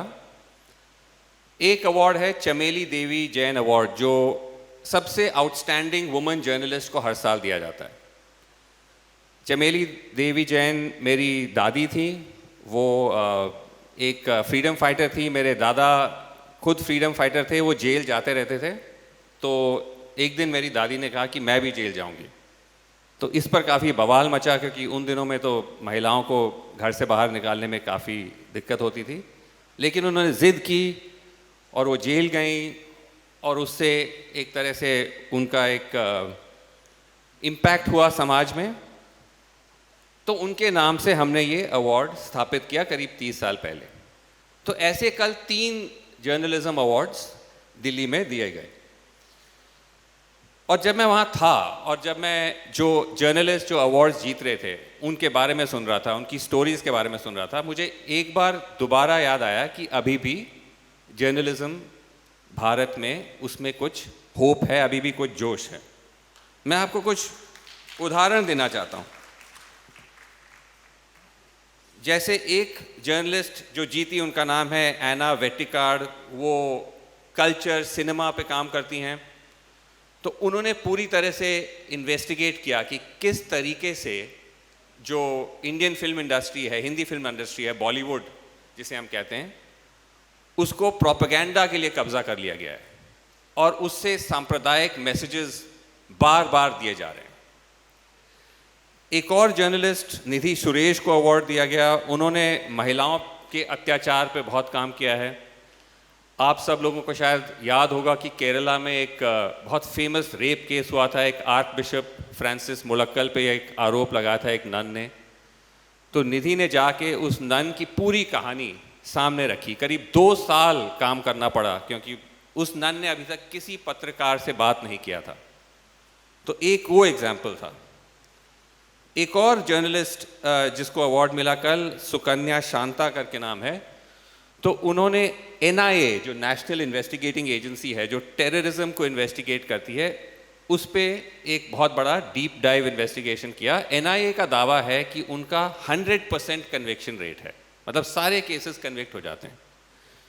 तो सुकन्या ने करीब 600 NIA केसेस को इन्वेस्टिगेट करके दिखाया कि जिस तरह से जो आरोपी हैं उन पर दबाव बनाकर उनसे दोषी होने का प्ली, जिसे गिल्टी प्ली कहते हैं, वो निकाला जाता है। और ये है हकीकत 100% कन्विक्शन की। तो ये सब, जैसे मैंने कहा, ये सब जब मैं बैठा था वहाँ सुन रहा था, मुझे लगा कि अभी भी टाइगर जिंदा है, जर्नलिज्म का टाइगर। और सिर्फ ये लोग ही नहीं, बहुत सारे ऐसे लोग हैं, यूट्यूब पर हैं, आप सब लोग शायद फॉलो भी करते होंगे, अलग अलग तरीके से जर्नलिज्म का जो आग है उसको जलाए के रखे हुए हैं। लेकिन ऐसी स्टोरीज करने के लिए जर्नलिस्ट अपने मालिक, अपने प्रोप्राइटर्स, अपने एडिटर्स पे डिपेंड करते हैं, क्योंकि ये एडिटर्स और मालिक एक तरह से कवच बनते हैं कि जब दबाव आता है, जब सरकार से फ़ोन आते हैं, धमकी आते हैं, रेड होते हैं, तो वो सारा प्रेशर वो अब्जॉर्ब करते हैं और वो जर्नलिस्ट को उससे बचाते हैं। आज की डेट में जर्नलिस्ट का सबसे बड़ा डर क्या है कि उनका एडिटर या बॉस उनको फ़ोन करके कहेगा कि भाई आप ये स्टोरी ड्रॉप कर दो, या उसमें से जो सब मेन जो सरकार को तंग करने वाली चीज़ है वो हटा दो, या कभी कभी खुद जर्नलिस्ट ही ड्रॉप हो जाते हैं, नौकरियां चली जाती हैं। तो ऐसे मालिकों की अगर ज़रूरत बढ़ती जाती है, अगर ऐसे रहते, तो फिर इस किस्म का करेजियस जर्नलिज्म किया जा सकता है। एक चीज़ लेकिन जैसे मैंने कल नोटिस किया कि जो सारे लोग थे अवार्ड विनर्स, अलग अलग देश के हिस्से से आ रहे हैं, अलग अलग स्टोरीज कर रहे हैं, लेकिन उनमें एक कॉमन चीज़ थी कि वो सब डिजिटल मीडिया, इंडिपेंडेंट मीडिया के जर्नलिस्ट थे। मेन स्ट्रीम में से कोई भी नहीं था। ये बहुत बड़ा शिफ्ट है। एक वक्त ऐसे अवार्ड्स में सारे बड़े बड़े अखबारों, टीवी चैनल्स के लोग करते थे, लेकिन अब वो बदल गया है। वजह जैसे मैंने कहा, क्योंकि मेन स्ट्रीम मीडिया, अभी भी ऐसा नहीं है कि सारा मेन स्ट्रीम मीडिया पूरी तरीके से अपने घुटने टेक चुका है, लेकिन ज़्यादा हद तक जो छोटी ऑर्गेनाइजेशंस हैं, जिनके पास इतने रिसोर्सेज भी नहीं हैं, उनके पास इतने लोग भी नहीं हैं, वो पूरी तरीके से लड़ाई में हैं और उनके मालिक ये झेल रहे हैं। उन पे केसेस होते हैं, उन पे रेड्स होते हैं, और उसके बावजूद वो अपना काम करते रहते हैं। जबकि जो बड़े देश के मीडिया हाउसेस हैं, बड़े बड़े चैनल, बड़े बड़े न्यूज़पेपर्स, उनके पास करोड़ों की संपत्ति है, उनके पास बाकी भी बिजनेसेस हैं, फैक्ट्रीज हैं, पावर प्लांट्स हैं, लेकिन तब भी उन्होंने ज़्यादातर घुटने सरकार के सामने टेक दिए। इसका मैं आपको एक बहुत कैसे कहें, एक बहुत ही आपत्तिजनक एक उदाहरण देता हूँ। हाल में हुआ ये, पिछले अक्टूबर में जो गृह मंत्री हैं अमित शाह जी, वो दैनिक जागरण के एक इवेंट में गए। इसी किस्म का इवेंट था, वो नरेंद्र मोहन स्मृति व्याख्यान, यानी कि जो नरेंद्र मोहन जिन्होंने दैनिक जागरण को फाउंड किया था, उनकी मेमोरियल लेक्चर थी। अक्टूबर की बात है ये। वहाँ पर अमित शाह जी ने बहुत चौंकाने वाली बात कह दी। उन्होंने कहा कि जो देश की जो मुस्लिम आबादी है, वो आज़ादी से लेकर अब तक इस वजह से बढ़ी है, फर्टिलिटी रेट की वजह से नहीं, नेचुरल ग्रोथ रेट की वजह से नहीं, लेकिन इन्फिल्ट्रेशन की वजह से बढ़ी है, घुसपैठियों की वजह से बढ़ी है। अब इतना बड़ा जब उन्होंने क्लेम किया, तो उम्मीद है कि कुछ वो एविडेंस देंगे, कुछ सबूत देंगे। कोई सबूत नहीं दिया, बस इतना ही कहा क्योंकि मुस्लिम पॉपुलेशन की फर्टिलिटी रेट ज़्यादा है, तो इस वजह से बहुत हाई है, यही सबूत है। अब ये कोई नया क्लेम नहीं है, ये बहुत पुराना एक तरह से चलता आ रहा है। हिंदुत्व संगठन, आरएसएस, बीजेपी इसको करता आ रहा है और इसका कई बार खंडन हो चुका है। कोई भी अगर सिंपल आप गूगल सर्च करेंगे तो इसमें आप पाएंगे कि मुस्लिम फर्टिलिटी रेट हाई है, लेकिन उसकी मेन वजह यह है कि मुस्लिम पॉपुलेशन गरीब है, बैकवर्ड है, और हाई फर्टिलिटी रेट और बैकवर्डनेस का बहुत क्लोज कोरिलेशन है। जैसे आप देखेंगे कि यूपी और बिहार जैसे प्रदेश हैं, उनकी fertility rates south Indian states, Karnataka, Kerala, Tamil Nadu से बहुत ज़्यादा हाई है, क्योंकि वो बैकवर्ड और poor states in relative terms माना जाता है। तो ये high percentage of Muslim growth का कोई षड्यंत्र नहीं है, ये पॉवर्टी और बैकवर्डनेस से जुड़ा हुआ है। और ये भी एक तरह से स्टैग्नेंट नहीं है, मतलब ये गिर रहा है फर्टिलिटी रेट। जैसे ही समाज में एजुकेशन होता है, लिटरेसी होता है, फर्टिलिटी रेट गिरता है। ये सारा डेटा, ये सारा एविडेंस फ्रीली अवेलेबल है। लेकिन तब भी इतने ऊंचे पद के एक सरकार के अफसर, एक मंत्री ने ये दावा किया, और मंच पे सारे बड़े बड़े दैनिक जागरण के सब लोग बैठे हुए थे, उनके संपादक थे, उनके फाउंडर थे, किसी ने कुछ नहीं कहा। कहते भी क्या, अगर कुछ कह देते तो सामने, मतलब पता है कि जैसे कहते हैं ना कि आप क्रोनोलॉजी समझिए, तो वो क्रोनोलॉजी तो सबको समझ आ गई कि आप कुछ अगर आवाज़ उठाते या कुछ कहते तो सीधा आप पर रेड होता, नोटिस आता, जो भी। तो आज की स्थिति में जैसे मैंने कहा कि पत्रकार के अंदर अभी भी आग है, लेकिन हमें वैसे मालिक चाहिए जिनके पास दो चीज़ें होनी चाहिए। एक तो रीढ़ की हड्डी और दूसरा अच्छे वकील। ये दो चीज़ों की ज़रूरत है। अच्छे वकीलों की कोई कमी नहीं है देश में, लेकिन रीढ़ की हड्डी की थोड़ी शॉर्टेज इस वक्त चल रही है। जिस तरह से एलपीजी की शॉर्टेज हम महसूस कर रहे हैं, उस तरह से थोड़ा ज़्यादा करेज, थोड़ा स्पाइन हमें इतना महसूस नहीं हो पा रहा है। मैं तो फॉर्चुनेट था कि जिस संगठन में मैंने काम किया, एनडीटीवी, पिछले 2 साल से मैंने छोड़ा हुआ है। हमारे मालिकों ने पिछले 10 साल में क्या क्या नहीं झेला। हर रोज़ ईडी, सीबीआई, आईटी के पास घंटों घंटों तक बैठते थे, तो कि मैं और मेरे जो साथी हैं वो अपना काम निष्पक्ष तरीके से करें। तो ये एक बहुत बड़ा, जैसे मैं कहता हूँ, एक फैक्टर है कि आज के जर्नलिज्म में जो हम चाहते हैं कि इसमें ज़्यादा वो आए, they should be a growth, एक बढ़त आनी चाहिए। लेकिन मैं एंड में ये कहना चाहता हूँ कि हालांकि हालात काफ़ी मुश्किल लग रहे हैं, मैं जब भी ऐसे अवसरों पे जाता हूँ या कभी खासकर जो युवा रिपोर्टर हैं, युवा जर्नलिस्ट हैं, उनसे बात करता हूँ, जर्नलिज्म स्कूल्स में भी मुझे बुलाया जाता है, तो मैं उनसे कहता हूँ कि हालात बुरे हैं लेकिन एक मौका भी है।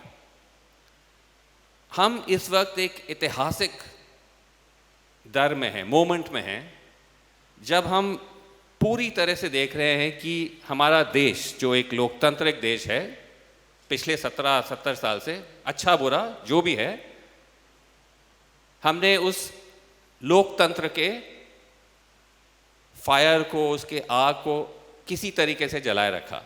और अब एक बहुत बड़ा शिफ्ट आ रहा है, हम एक तानाशाही की तरफ जा रहे हैं। जा क्या रहे हैं, कुछ लोग मानते हैं कि हम ऑलरेडी वहां पहुंच गए। ये एक बहुत बड़ा परिवर्तन आ रहा है, और किसी भी जर्नलिस्ट के लिए इससे बड़ी क्या स्टोरी हो सकती है कि आपका देश आपके आंखों के सामने बदल रहा है। तो मैं हमेशा कहता हूं कि अगर आप इस स्टोरी को बता सकते हैं किसी भी तरीके से, चाहे आप डिजिटल पे बता रहे हैं, चाहे आप यूट्यूब पे कह रहे हैं, चाहे आप ट्विटर पे, फेसबुक पे, अगर किसी तरीके से आप इसको निष्पक्षता से दिखा सकते हैं, आईना दिखा सकते हैं जो सत्ता में है कि क्या हो रहा है देश के साथ, तो ये आगे की पीढ़ियां याद रखेंगी हमेशा के लिए कि इस वक्त आपने जो पत्रकारिता की, उसका जो एक तरह से रिकॉर्ड है, वो इतनी आसानी से भूला नहीं जा पाएगा। तो इस उम्मीद से मैं अपनी बात ख़त्म करता हूँ। बहुत बहुत धन्यवाद once again Rajiv ji for this honour. Thank you very much. बहुत बहुत धन्यवाद सम्माननीय श्री श्रीनिवासन जैन साहब। आप के विचारों ने पत्रकारिता के क्षेत्र में किस रूप में कार्य हो रहा है, कैसे होना चाहिए, लोकतंत्र का ये चौथा स्तंभ कैसे मजबूती के साथ खड़ा रह सकता है, आपने गहन चिंतन प्रस्तुत किया। और निश्चित रूप से यहाँ उपस्थित रतनगढ़ के प्रबुद्धजनों को एक चिंतन दिया है, एक दिशा दी है सोचने के लिए। अभी अभी जैसा राजीव जी ने मुझे संकेत भी किया कि आज जिन दो महान विभूतियों का हम सम्मान कर रहे हैं, ये दोनों महान विभूतियाँ भी इस रूप में किसी भी सत्ता के दबाव में या किसी भी प्रलोभन के रूप में दबी नहीं है, निडरता के साथ आगे बढ़ रहे हैं और अपनी बात बड़ी मुस्तैदी के साथ पब्लिक के सामने रखते हैं, समाज के सामने रखते हैं, सत्ता के सामने रखते हैं। और ये हमारा सौभाग्य है कि आज जिन दो महान विभूतियों का हम सम्मान कर रहे हैं, आप दोनों ही इस क्षेत्र के महारथी हैं। अब मैं क्रम को आगे बढ़ाते हुए आदर के साथ आमंत्रित करना चाहूँगा सम्मानीय श्री गणेश नारायण जी देवी साहब, वरिष्ठ साहित्यिक आलोचक। और हमारा ये भी सौभाग्य है कि आज आपके साथ इस मंच पर विराजित हैं आपकी सहधर्मिणी सुरेखा गणेश देवी जी, जो कदम कदम पर आपके साथ इस कंटीले राह पर भी चल रही हैं। आपका स्वागत है इस कार्यक्रम को संबोधित करने के लिए। राजीव जी, पूरी उपाध्याय फैमिली, आपके परिवार के सदस्य, सम्माननीय सेबेस्टियन जी, और जिनका सम्मान होते हुए देखते मुझे आज बहुत खुशी हो रही है, वो मेरे दोस्त श्रीनिवास जैन, मेरी पत्नी सुरेखा और यहाँ उपस्थित सभी स्त्री पुरुष भाइयों बहनों, आप सब ने मुझे रतनगढ़ में बुलाया और रतनगढ़ के असली रतन चंपालाल जी के नाम से जो पुरस्कार है वो दिया, वो स्वीकारते हुए मैं आपसे बहुत उपकृत हूँ, ये आपके सामने रखना चाहता हूँ। मैं अहमदाबाद से आया, रहता हूँ कर्नाटक में। अहमदाबाद जाने की वजह थी जो राजू जी ने मुझे पूछी नहीं। You will also be interested in knowing कि गांधी जी के बारे में बहुत कुछ लिखा गया है, बहुत सारी उनकी बायोग्राफीज, उनके सभी डॉक्यूमेंट्स साबरमती आर्काइव्स में है, लेकिन कस्तूरबा ने कुछ लिखा था, वो दुनिया के सामने कभी नहीं आया। कस्तूरबा ने गांधी जी को 80 खत लिखे थे और उस 80 खतों का जवाब गांधी जी ने कस्तूरबा को 80 खत लिख के दिया था। वो सब गुजराती में है। अब ये जो कागज़ है वो आज तक कहीं उपलब्ध नहीं थे, लेकिन गोपाल गांधी है, उनके जरिए ये मेरे एक दोस्त थे त्रिदीप सूरुद जो अहमदाबाद में रहते, गांधीयन स्कॉलर है, उनके हाथ में कस्तूरबा की डायरी आई और कस्तूरबा ने क्या लिखा है ये देखने के हेतु मैं अहमदाबाद गया था, इसलिए अहमदाबाद से आया।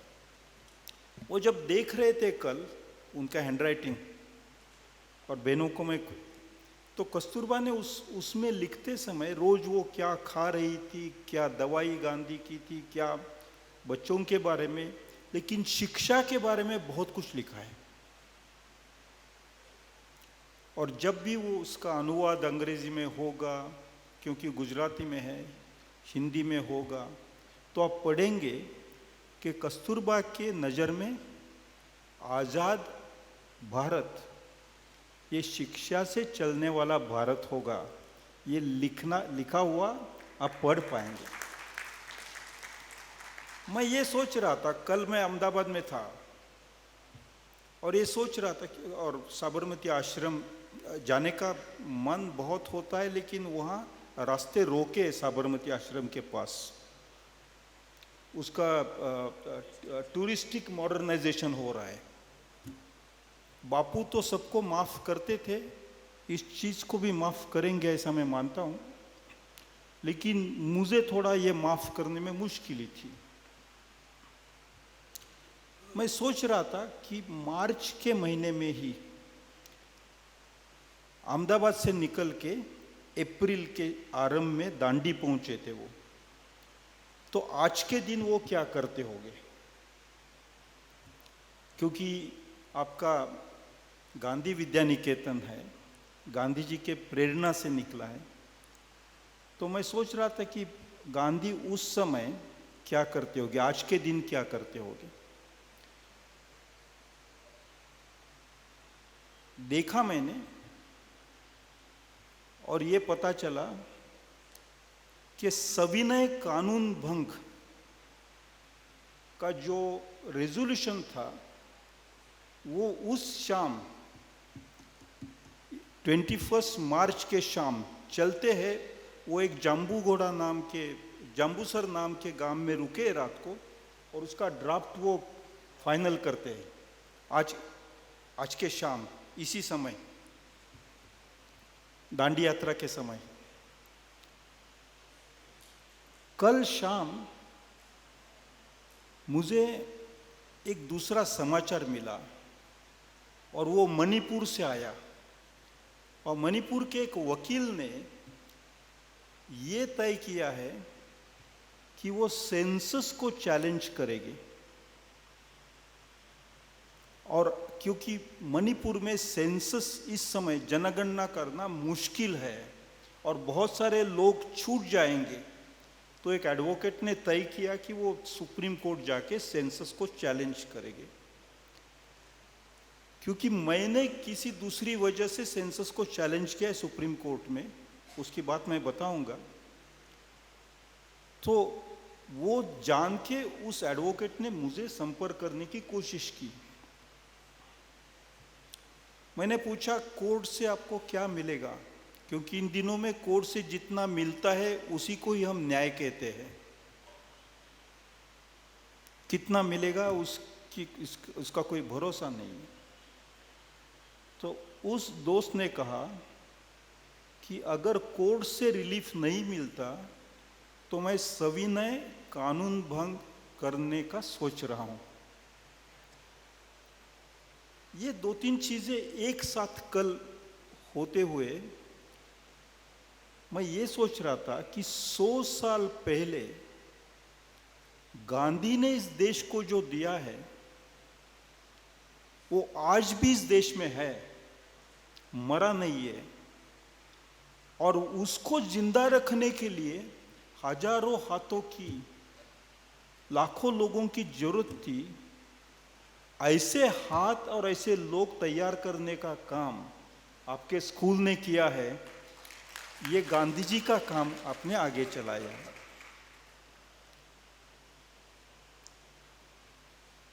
मैं ये भी देख रहा था, आज कैंपस में गया तो मुझे मेमोरी या स्मृति विषय में खास इंटरेस्ट है, बहुत दिलचस्पी है। उसका मैं अभ्यास करता रहा हूं। किस चंपालाल जी की स्मृति किस रूप में आपने रखी है। मैंने देखा उस कैंपस पे चंपा के बहुत पेड़ है और उसके बहुत फूल खिल रहे। आपने देखे, लवली ट्रीज देयर।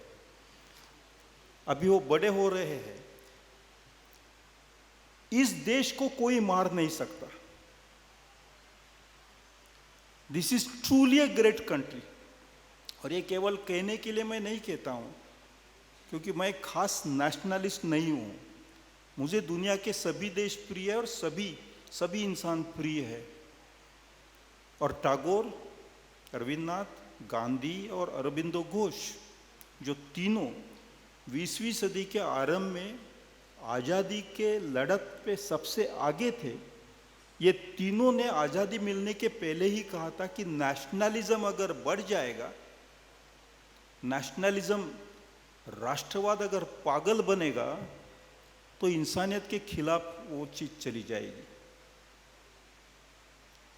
तो मैं इसलिए नहीं कह रहा हूं कि मैं कट्टर राष्ट्रवादी हूं, लेकिन इस देश ने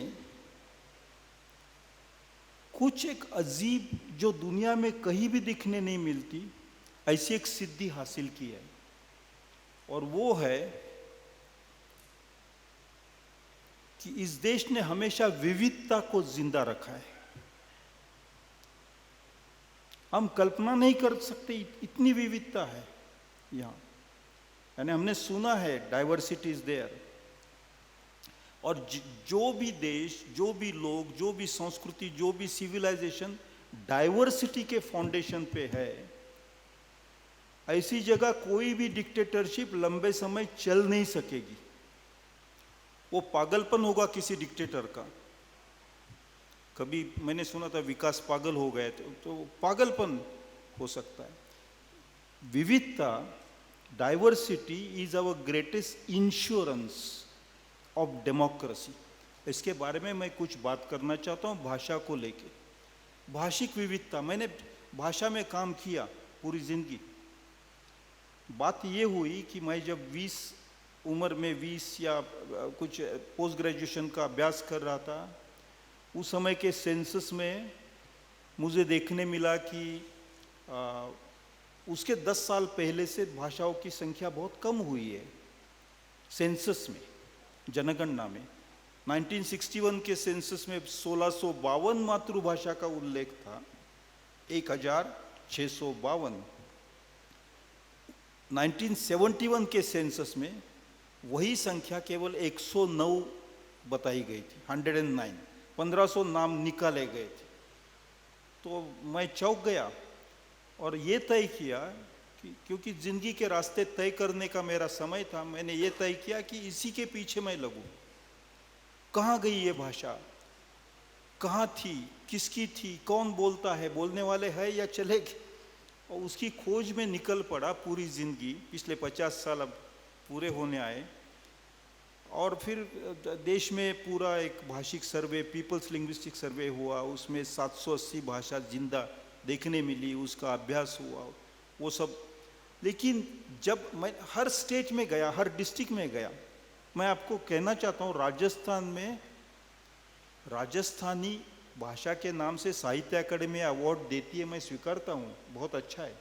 लेकिन राजस्थान में the distinct language varieties in number, there are 44 distinct linguistic varieties in Rajasthan. और अगर आप कई राजस्थान के सिरोही के लोगों को बीकानेर के लोगों के साथ इकट्ठा बिठाए तो एक दूसरे की भाषा इतनी सरलता से नहीं समझेंगे, वो नहीं समझेंगे। हाँ, मेवाटी और मारवाड़ी एक दूसरे की भाषा समझेंगे, लेकिन वहाँ के गरासिया को आप लाए, और गरासिया आप बोलेगी कि गरासिया तो बिल्लों की भाषा है, बिल्लों के पास क्या भाषा हो, भाषा का क्या अधिकार है। गरासिया लोगों को तो हिंदी सीखनी चाहिए, अंग्रेजी सीखनी चाहिए, और हो सके इन दिनों में तो संस्कृत भी सीखनी चाहिए। लेकिन आपको आश्चर्य होगा जान के, गरासिया बिल्ली में 4 महाकाव्य है, एपिक्स, जो अंग्रेजी का यहाँ पढ़ाते हैं उनको पता होगा कि अंग्रेजी में मिल्टन ने 2 एपिक्स लिखे, पैराडाइज लॉस्ट, पैराडाइज रिगेन।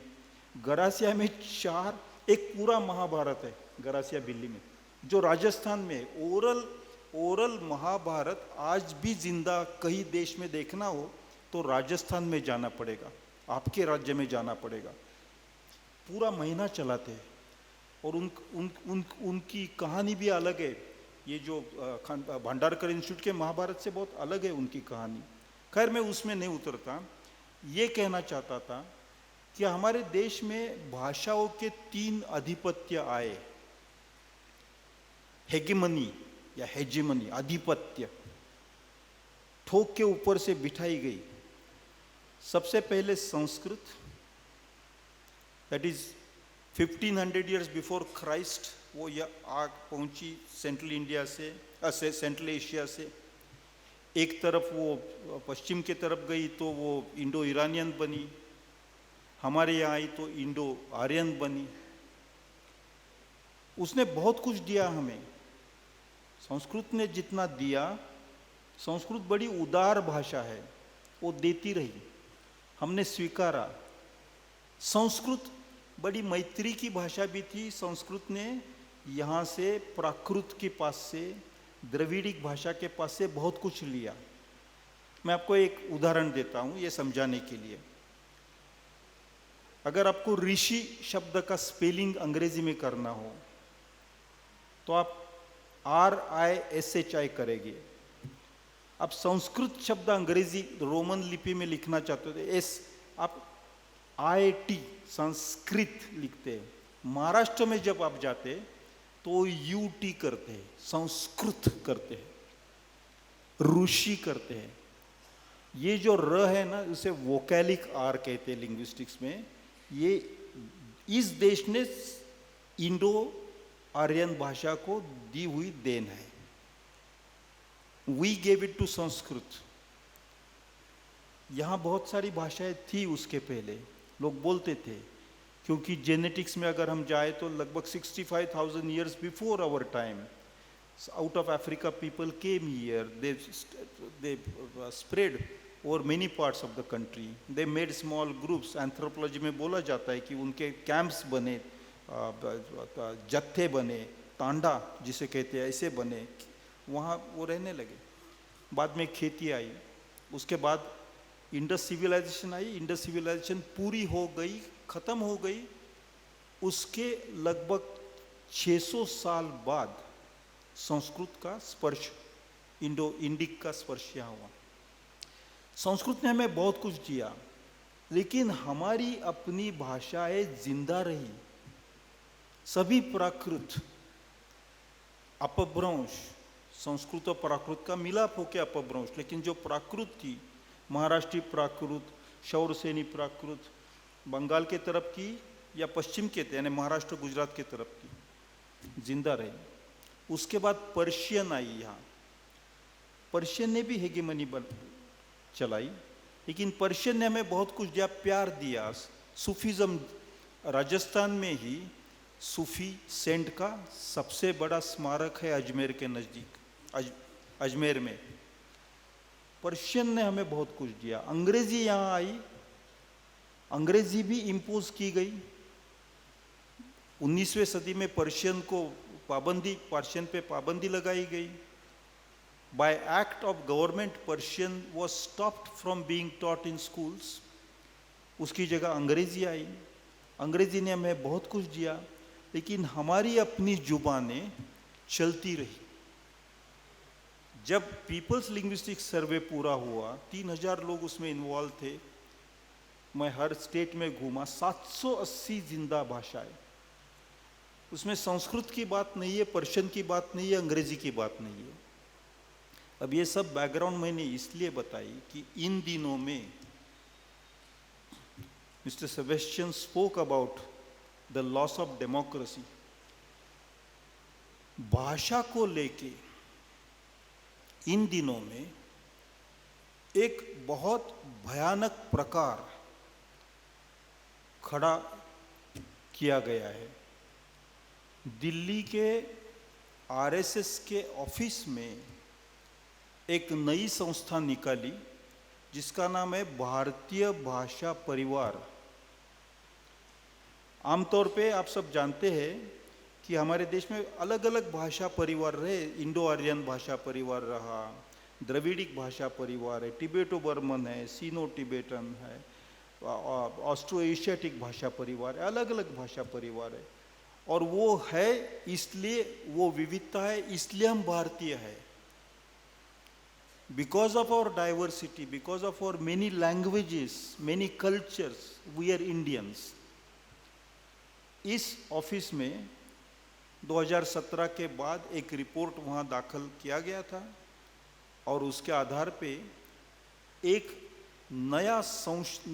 नया रिसर्च, उसे रिसर्च कहा गया है, सामने लाया गया।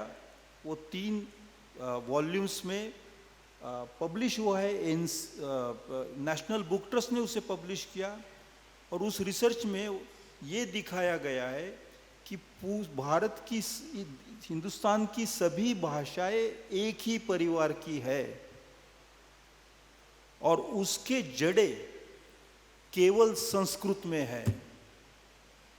अब उससे आगे जाके बहुत ही historically wrong, scientifically wrong, completely wrong theory is being impose. उसके आगे जाके ये भी कह रहे थे कि इंडस वैली सिविलाइजेशन में भी संस्कृत बोली जाती थी। वहाँ की स्क्रिप्ट का एनालिसिस अभी तक पूरा हुआ नहीं है। That's the fact and I can challenge anybody in the world to prove कि इंडस वैली स्क्रिप्ट का पूरा एनालिसिस हाथ में आया नहीं आया है। लेकिन ये एक मेथड, साइकोलॉजिकल मेथड कि we are a civilization, we are a unified civilization, और इसके बाहर के जो है उनको निकाला जाए। मेरे दोस्त जैन ने, श्रीनिवास जैन ने बताया कि घुसपैठिया बाहर से लोग आए हैं, ये दिमाग में बिठाया जा रहा है, पॉइजन, बहुत बड़ा पॉइजन।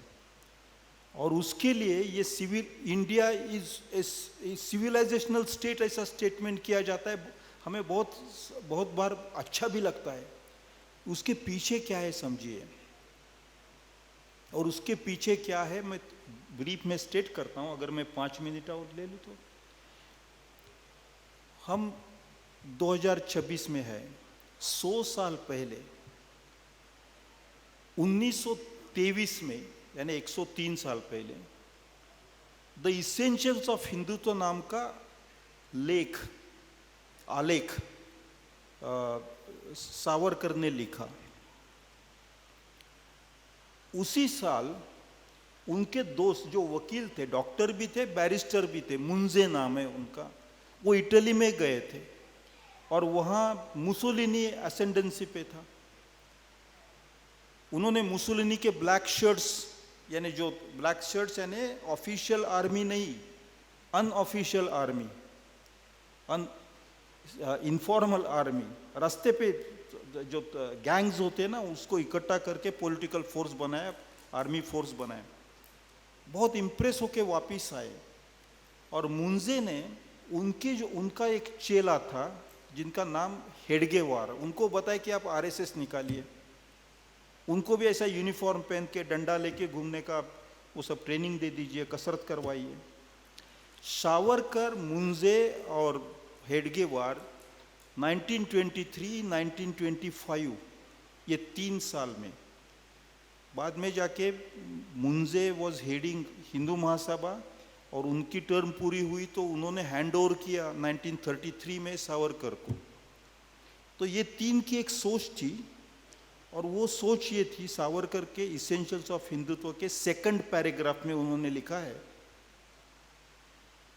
जिसकी पितृभूमि मातृभूमि नहीं, पितृभूमि, वो शब्द जर्मनी और इटली में फादरलैंड फैसिस्ट शब्द था, वो बहुत चलन था, उसका करेंसी थी। जिसकी पितृभूमि वही और पुण्य भूमि एक ही है, वही इस देश के अच्छे नागरिक बन सकते हैं। जिसकी पुण्य भूमि इस पितृभूमि के बाहर है, उनकी राष्ट्र के प्रति निष्ठा हमेशा संदिग्ध रहेगी, हमेशा सस्पेक्ट रहेगी। अब इस बाहर पुण्य भूमि कौन किसकी है, तो मुस्लिमों की है, क्रिश्चियनों की है। देश का नागरिक कौन हो, इसके बारे में इनकी धारणा थी जो 1920s में बनी थी। 100 साल के बाद ये बदली नहीं है। इसके बीच में देश आज़ाद हुआ और हमें संविधान मिला और महात्मा गांधी ने 1933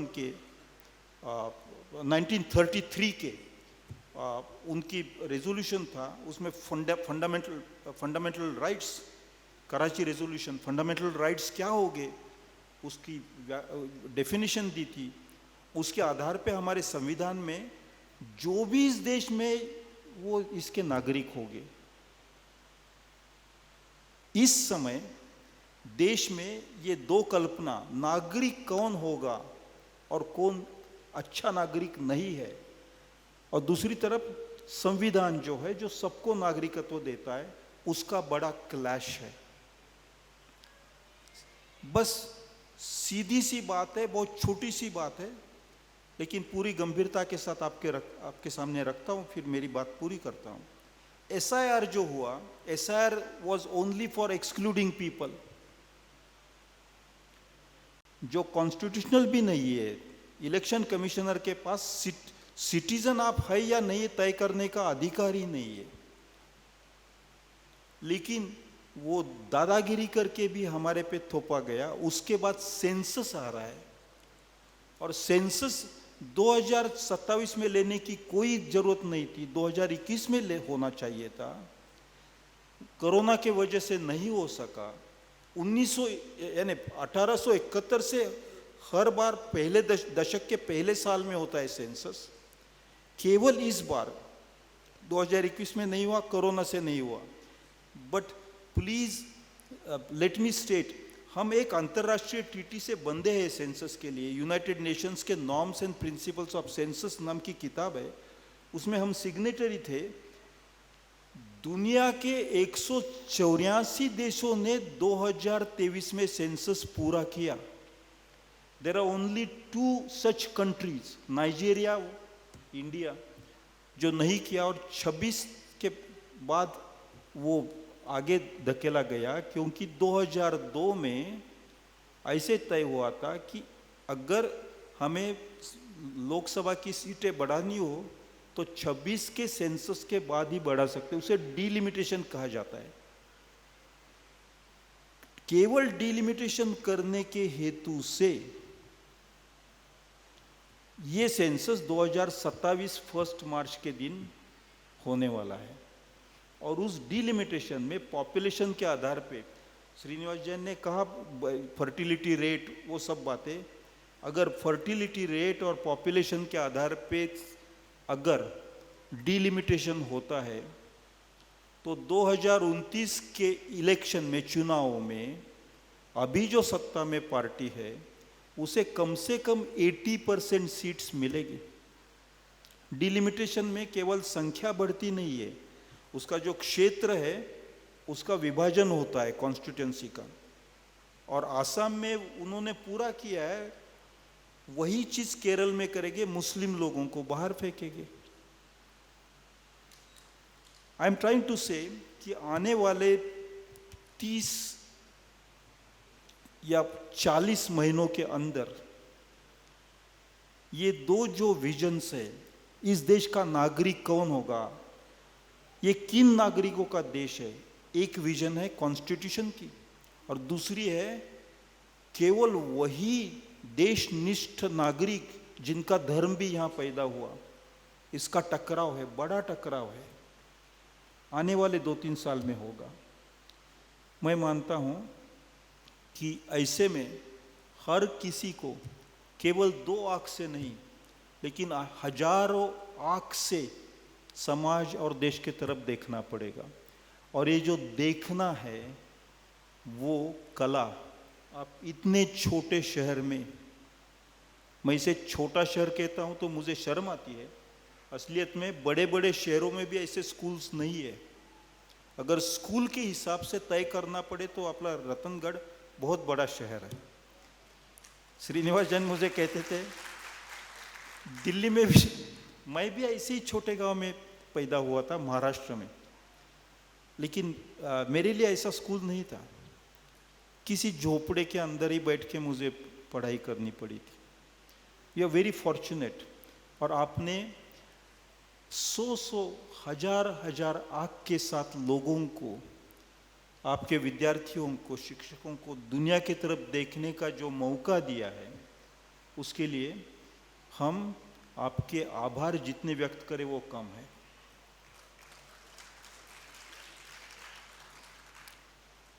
अंत में इतना कहना चाहता हूँ, रतनगढ़ का अगर उत्खनन होता है, आर्कियोलॉजिकल एक्सकैवेशन, तो इस एरिया में आपको लगभग 30-35 हजार साल पुराने स्केलेटन्स भी मिलेंगे। It's no joke, I am serious. हजारों सालों से जिसने इंसानियत जिंदा रखी, इंसान को जिंदा रखा, ऐसी इस देश में हजारों जगह है।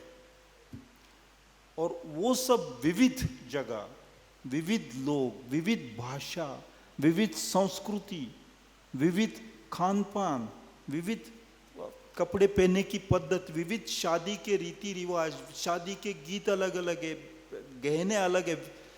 That great diversity makes us India, and that great diversity is the insurance of our democracy, and our democracy is a thing of pride for us. Let us all strive and not allow it to die so easily just because some myopic vision has at the moment grabbed power. मैं आपको फिर एक बार धन्यवाद देना चाहता हूँ, और आपने मुझे बुला के बड़ा सम्मान किया। मैं कर्नाटक, महाराष्ट्र, गुजरात से हूँ। राजस्थान में जब मुझे बुलाया आया तो मुझे बिल्कुल यकीन आया कि इस देश का हर एक हिस्सा, इस देश के हर किसी हिस्से को पहचानता है, क्योंकि हर हिस्से की पहचान अलग अलग है। धन्यवाद। बहुत बहुत धन्यवाद परम आदरणीय श्रीमान गणेश नारायण दास देवी जी। विविध वर्णी देश में हमारी किस प्रकार की सोच और कैसे हम आगे बढ़ें, ये भाव आपने प्रस्फुटित यहाँ किए। और अब राष्ट्रगान के साथ हम सभी आज के इस कार्यक्रम को संपूर्णता की ओर ले जाएंगे। सभी से निवेदन रहेगा अपने स्थान पर खड़े होकर राष्ट्रगान की धुन के साथ देश प्रेम की अलख जगाएं।